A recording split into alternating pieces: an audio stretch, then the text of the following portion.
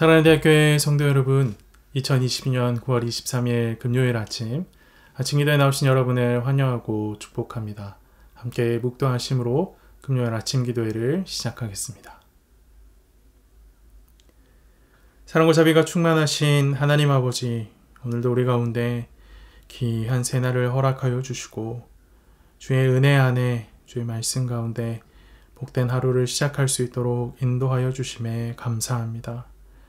이 시간 우리 가운데 성령의 충만함을 허락하여 주셔서 주의 말씀을 깨닫는 은혜, 주의 말씀과 함께 새의 힘을 얻는 귀한 은혜가 넘치도록 함께 예배하는 대학교의 성도들과 SCM 형제 자매들 가운데 있도록 함께하여 주시옵소서. 인도하실 줄 믿습니다. 이 모든 말씀 살아계신 예수 그리스도 이름으로 기도합니다. 아멘. 오늘 함께 보실 하나님의 말씀은 사무엘하 3장 27절에서 39절까지 말씀입니다. 아브넬이 헤브론으로 돌아오매 요압이 더불어 조용히 말하려는 듯이 그를 데리고 성문 안으로 들어가 거기서 배를 찔러 죽이니 이는 자기의 동생 아사헬의 피로 말미암음이었더라. 이후에 그 후에 다윗이 듣고 이르되 넬의 아들 아브넬의 피에 대하여 나와 내 나라는 여호와 앞에 영원히 무죄하니 그 죄가 요압의 머리와 그의 아버지의 온 집으로 돌아갈지어다. 또 요압의 집에서 백탁병자나 나병 환자나 지팡이를 의지하는 자나 칼에 죽는 자나 양식이 떨어진 자가 끊어지지 아니할지로다 하니라. 요압과 그의 동생 아비새가 아브넬을 죽인 것은 그가 기브온 전쟁에서 자기 동생 아사헬을 죽인 까닭이었더라. 다윗이 요압과 및 자기와 함께 있는 모든 백성에게 이르되 너희는 옷을 찢고 굵은 배를 띠고 아브넬 앞에서 애도하라 하니라. 다윗 왕이 상여를 따라가 아브넬을 헤브론에 장사하고 아브넬의 무덤에서 왕이 소리를 높여 울고 백성도 다 우니라. 왕이 아브넬을 위하여 애가를 지어 이르되 아브넬의 죽음이 어찌하여 미련한 자의 죽음 같은고 내 손이 결박되지 아니하였고 내 발이 착고에 채이지 아니하였거늘 불의한 자식의 앞에 엎드러짐 같이 내가 엎드러졌도다 하매 온 백성이 다시 그를 슬퍼하여 우니라. 석양에 뭇 백성이 나와 다윗에게 음식을 권하니 다윗이 맹세하여 이르되 만일 내가 해에 지기 전에 떡이나 다른 모든 것을 맛보면 하나님이 내게 벌 위에 벌을 내리심이 마땅하니라 하매 온 백성이 보고 기뻐하며 왕이 무슨 일을 하든지 무리가 다 기뻐하므로 이날에야 온 백성과 온 이스라엘이 넬의 아들 아브넬을 죽인 것이 왕이 한 것이 아닌 줄을 아니라. 왕이 그의 신복에게 이르되 오늘 이스라엘의 지도자요 큰 인물이 죽은 것을 알지 못하느냐. 내가 기름 부음을 받은 왕이 되었으나 오늘 약하여서 수르야의 아들인 이 사람들을 제어하기가 너무 어려우니 여호와는 악행한 자에게 그 악한 대로 갚으실지로다 하니라. 아멘. 어제 본문에서 우리가 확인했던 것처럼 요압은 아브넬에 대하여 개인적인 분노를 가지고 있었습니다. 이 분노를 해결하지 못한 요압은 다윗 몰래 복수를 계획합니다. 부하를 보내어 아브넬을 다시 헤브론으로 데리고 돌아오지요. 27절 말씀을 보십시오.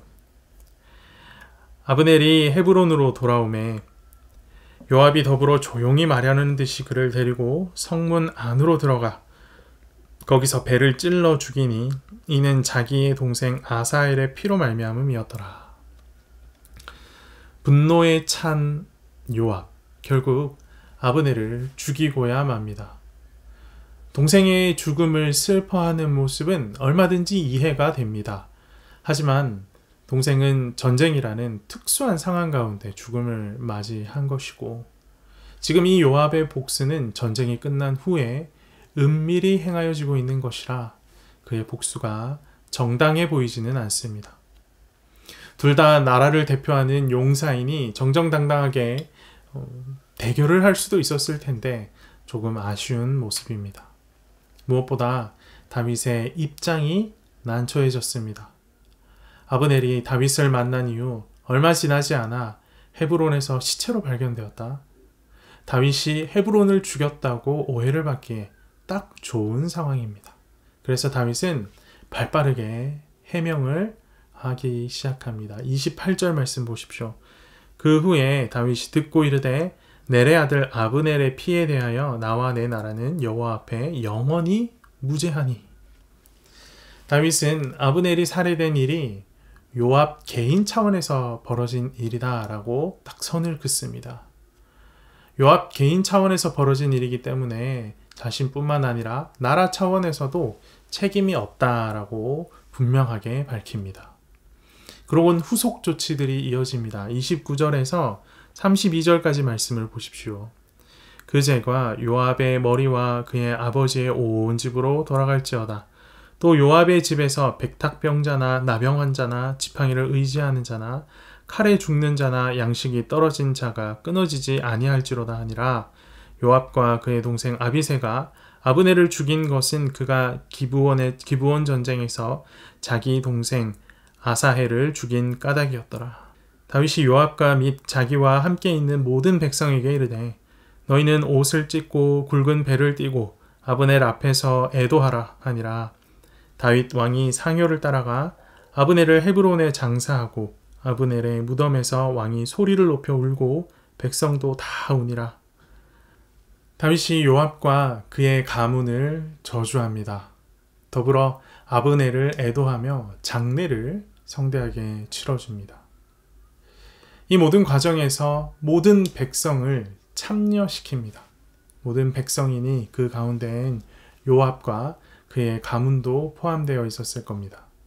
살인자를 애도의 행렬에 포함시킨다라는 것이 조금 이상하게 보일 수도 있지만 요압이 뉘우치고 용서를 구하는 모습을 보이도록 다윗이 명령한 것으로 보입니다. 다윗의 후속 조치는 여기서 멈추지 않습니다. 33절, 34절 말씀을 보십시오. 왕이 아브넬을 위하여 애가를 지어 이르되 아브넬의 죽음이 어찌하여 미련한 자의 죽음 같은고 내 손이 결박되지 아니하였고 내 발이 착고에 채이지 아니하였거늘 불의한 자식 앞에 엎드러진 같이 내가 엎드러졌도다 하며 온 백성이 다시 그를 슬퍼하여 우니라. 다윗은 아브넬을 애도하는 노래까지 만들어 부릅니다. 아브넬의 죽음이 미련한 자의 죽음과 같다라고 하며 탄식합니다. 여기서 이 미련한 자의 죽음이란 허무한 죽음을 말합니다. 자신의 지위와 명성에 적합한 죽음을 맞이하지 못하고 허무하게 죽었다라는 것을 다윗이 슬퍼하는 것이죠. 더불어 불의한 자식 앞에 엎드러지는 것 같다라고 탄식합니다. 불의한 사람이 의로운 아브넬을 죽였다라는 의미이며 요압에 대한 책망을 담은 말입니다. 슬픔의 노래까지 지어 불렀으니 이쯤 하면 충분하다 싶은데 다윗은 여기서 멈추지 않고 금식까지 합니다. 35절 말씀을 보십시오. 석양에 뭇 백성이 나와 다윗에게 음식을 권하니 다윗이 맹세하여 이르되 만일 내가 해지기 전에 떡이나 다른 모든 것을 맛보면 하나님이 내게 벌 위에 벌을 내리심이 마땅하니라 하매. 모든 백성이 함께한 애도와 또 장례, 또 다윗의 슬픈 노래를 지어 부름과 35절에서 본 것 같은 금식까지 다윗은 정말 모든 수단을 동원하여 자신의 결백과 아브넬의 죽음에 대한 슬픔을 드러내 보여줍니다. 그러자 이 모든 과정을 지켜본 이스라엘 백성들이 그제야 다윗의 결백을 인정해 줍니다. 36절, 37절 말씀을 보십시오. 온 백성이 보고 기뻐하며 왕이 무슨 일을 하든지 무리가 다 기뻐하므로 이날에야 온 백성과 온 이스라엘이 넬의 아들 아브넬을 죽인 것이 왕이 한 것이 아닌 줄을 아니라. 다윗의 진심 어린 애도와 장례가 이스라엘 백성들의 마음을 움직였습니다. 이로 인해 요압의 분노가 온 나라로 퍼져나가는 것을 막을 수 있었고 나라가 비로소 하나 될 수 있는 절호의 기회를 놓치지 않을 수 있었습니다. 이런 다윗의 모습은 그가 나라를 경영하고 통치하는 방식이 주변의 다른 지도자들과는 전혀 달랐다라는 것을 보여주는 것입니다. 38절, 39절 말씀에서도 다윗의 통치 스타일이 당대의 다른 지도자들과 많이 다르다는 것을 확인할 수 있는데요. 38절, 39절 말씀을 보십시오. 왕이 그의 신복에게 이르되 오늘 이스라엘의 지도자요 큰 인물이 죽은 것을 알지 못하느냐. 내가 기름 부음을 받은 왕이 되었으나 오늘 약하여서 수르야의 아들인 이 사람들을 제어하기가 너무 어려우니 여호와는 악행한 자에게 그 악한 대로 갚으실지로다 하니라. 다윗은 절대적인 힘과 권력으로 통치하는 자가 아니었습니다. 우리가 39절에서 본 것처럼 다윗은 자신의 힘이 약하여서 수르야의 아들들, 즉 요압 가문을 제어하기 힘들다고 어렵다라고 고백하고 있습니다. 이 부분을 원어로 보면 이 요압 가문이 나보다 더 강하다라는 의미로 우리가 읽어낼 수 있습니다. 다윗보다 요압이 더 강했다라는 말입니다. 그런데 이상하게도 백성들은 강한 자를 따르는 것이 아니라 다윗을 따르고 있습니다. 강력한 힘과 권력이 통치자의 기본 자질처럼 느껴지던 그런 때에 어떻게 다윗은 그런 힘과 권력으로의 통치가 아니라 다른 방식의 통치를 이뤄낼 수 있었던 것일까요? 다윗의 이 통치 능력은 과연 어디에서부터 오는 것이었을까요? 39절 마지막 문장에 그 답이 있습니다. 여호와는 악행한 자에게 그 악한 대로 갚으실지로다 하니라. 다윗 개인에겐 강력한 힘과 절대 권력이 없었습니다. 하지만 다윗에겐 하나님이 함께 하셨습니다. 절대 권력이 없는 것이 다윗에게 약점이 될 수도 있었습니다. 하지만 다윗은 그 약점 때문에 더욱 겸손한 모습으로 하나님을 의지할 수 있었습니다. 오늘 본문은 우리에게 다윗의 뛰어난 정치적 센스를 보여줍니다. 하지만 본문은 다윗의 그런 정치적 센스를 찬양하며 다윗의 인품을 찬양하며 그것을 본받자라는 쪽으로 흘러가지 않습니다. 오히려 다윗의 약점이 하나님을 더욱 겸손히 의지하게 하는 원동력이 되었고 결국 하나님을 의지하는 것이 다윗의 강점이었다라는 사실을 보여주고 있습니다. 사랑하는 대학교의 성도 여러분, 우리는 모두 약점투성이의 연약한 인간들입니다. 세상의 눈으로 보면 성공할 수 있는 조건 전혀 없는 그런 인간들입니다. 하지만 하나님이 함께 하시면 다릅니다.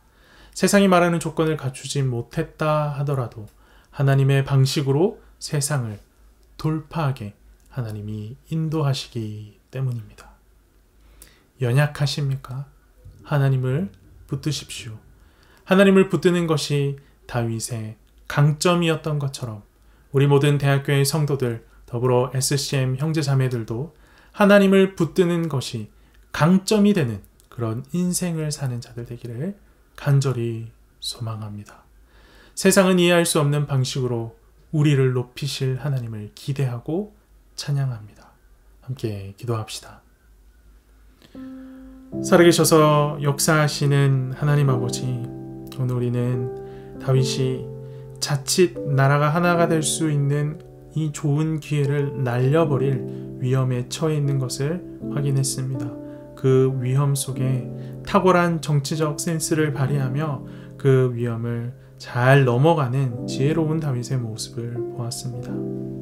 이것들이 다윗의 능력이라 말할 수도 있고 다윗의 힘이다 라고 말할 수 있지만 실은 이것은 다윗에게서부터 온 것이 아니라 하나님에게서부터 왔음을 기억합니다. 다윗이 연약했기에 하나님을 붙들었고 하나님을 붙들었기에 주님께서 그에게 지혜를 주시고 이토록 형통한 결과를 볼 수 있도록 인도하셨음을 우리가 기억합니다.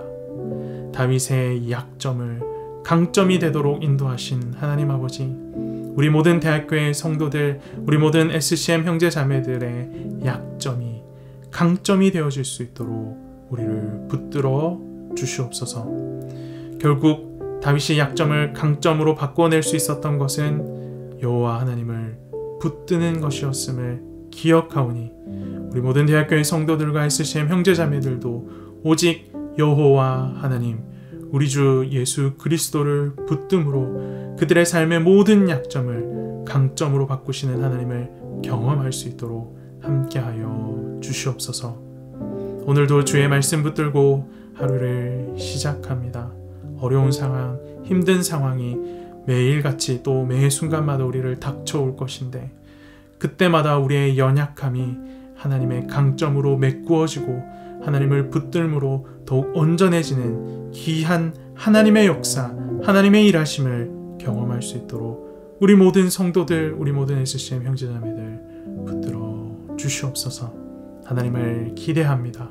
이 모든 말씀 살아계신 예수 그리스도 이름으로 기도합니다. 아멘.